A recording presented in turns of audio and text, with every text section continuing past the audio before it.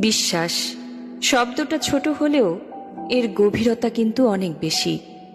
একজন মানুষ যখন কাউকে বিশ্বাস করে তখন সে শুধু কিছু কথা বিশ্বাস করে না, সে নিজের মনটা তুলে দেয় তারই হাতে।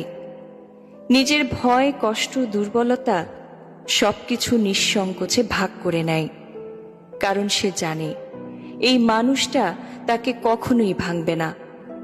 কিন্তু সবচেয়ে ভয়ঙ্কর ব্যাপার হলো বিশ্বাস ভাঙার শব্দ বাহিরে শোনা যায় না, এটা নিঃশব্দে ভেঙে যায় মানুষের ভেতরে।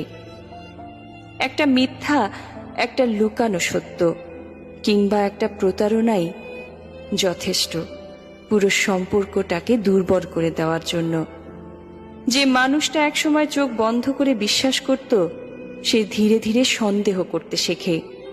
তার হাসির আড়ালে জমে থাকে ভয়। সে আর আগের মতো নিশ্চিন্তে ভালোবাসতে পারে না, কারণ ভাঙা বিশ্বাস ঠিক গ্লাসের মতো, জোড়া লাগলেও ফাটলের দাগ ঠিকই থেকে যায়। মানুষ ভুলে যেতে পারে, ক্ষমাও করে দিতে পারে, কিন্তু বিশ্বাস হারানোর এই অনুভূতি কখনোই পুরোপুরি মুছে দিতে পারে না।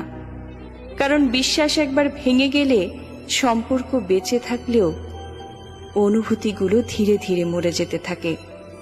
তাই কাউকে ভালোবাসলে তার বিশ্বাস নিয়ে কখনো খেলবেন না, কারণ ভালোবাসা হারালে হয়তো মানুষ নতুন করে বাঁচতে শিখে যায়, কিন্তু বিশ্বাস হারালে মানুষ ভেতর থেকে বদলে যায়।